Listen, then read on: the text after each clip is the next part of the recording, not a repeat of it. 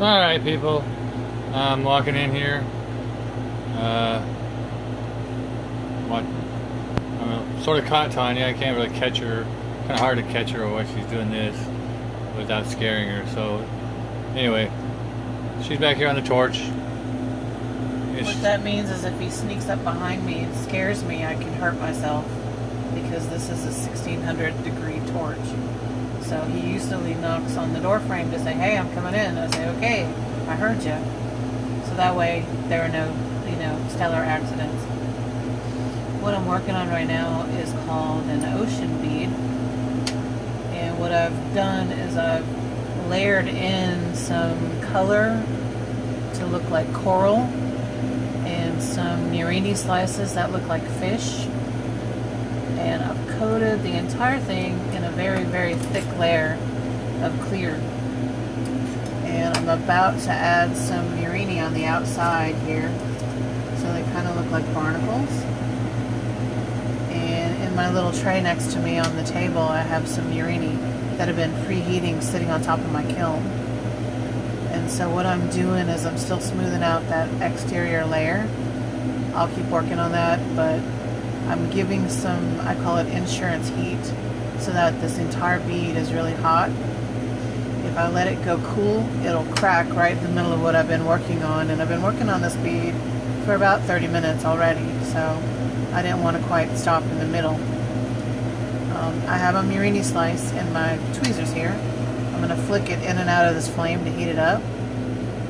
And then I'm going to find one spot on my bead that I want to put it on. I'm going to get that nice and soft and hot. Then I'm going to stick this murini right on there and push it down. And immediately I'm going to turn it upside down. So what I want to do is I want to trap an air bubble inside that little slice of glass. So I'm going to take a tool that's cold and I'm going to stick it in there.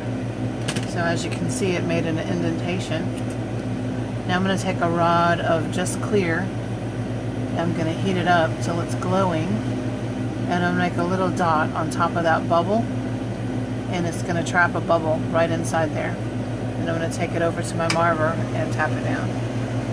So what I've done is I've trapped a little air bubble inside there, and as I rotate this around and heat it up, it's going to spread a little bit, and it's going to look like a barnacle. And I have a rod of clear green, translucent green here. And I'm going to make some dots. Kind of look like bubbles on the outside of the bead here.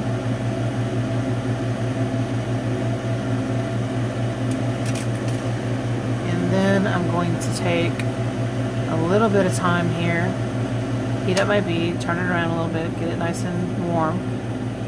And I'm going to do what they call a swirl on this bottom edge. I'm going to get it nice and hot and molten. And I'm going to take a stringer of clear that's really cold. And where this clear and this white meet, I'm going to plunge it in there. And then I'm going to twist. See me twisting? And you break it off. And I made a little swirl. See? Looks like a little ocean wave. Move it back a little. See a little ocean wave there I made? And over here by the sea turtle, see the sea turtle on the top here? I'm going to put some little bubbles. I'm going to get the top of this nice and smoothed out because it's kind of, when you put this much clear encasement, it can get a little wonky. So I'm smoothing out this edge. And as I'm smoothing out the edge, I'm kind of warming up this rod I'm going to use for bubbles. So as you can see, I've kind of got the top edge smoothed out. I take a tool and actually smooth it out really nice.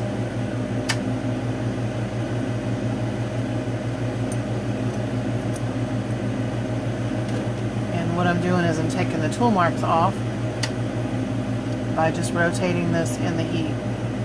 You kind of have to keep going back and forth to where you've already been and then soften the part that you want to soften, or else the entire thing will crack and explode in your face like it just happened a little while ago with another one I've been working on all night. So yeah, there's a little bit of a learning curve here and a little bit of a challenge. Once this is hot, I don't want to get it too hot because it'll scorch. And what I just did there was tighten up the edge.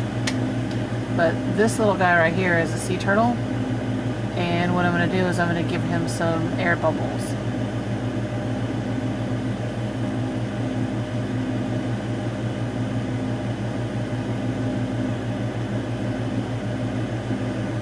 Doesn't look like much, but when it's actually cooled off, it'll be little raised dots of blue, and it'll look really cute on this bead. I'm going to give another dot or two of green on this bottom edge, because that's where all the other green dots are.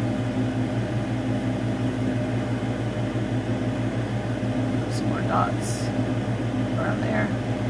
And I think I'm going to add one more Mirini slice that looks like a barnacle.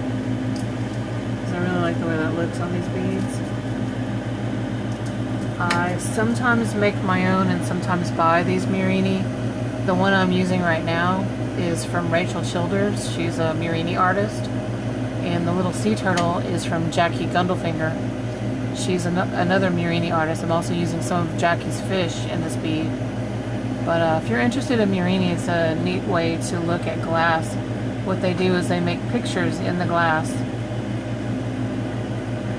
See that one? It has a clear center, so it's going to look really beautiful.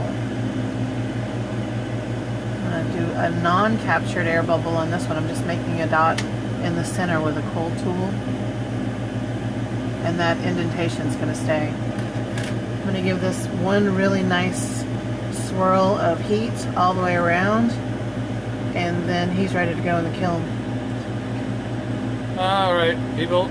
Stay tuned for tomorrow, and you can see what the finished bead looks like. Yeah, if it doesn't crack overnight, I'm going to pull them out in the morning, but basically all I do here is stick it in the kiln. Basically a hot oven. Yeah, it's ramped at 936 right now, and then overnight we're going to run a digital cycle that's going to make it get really, really hot. I think it caps out at 1200 or something like that, and then it backs down to where it cools off overnight slowly so the beads don't explode. Anyway, bye everybody.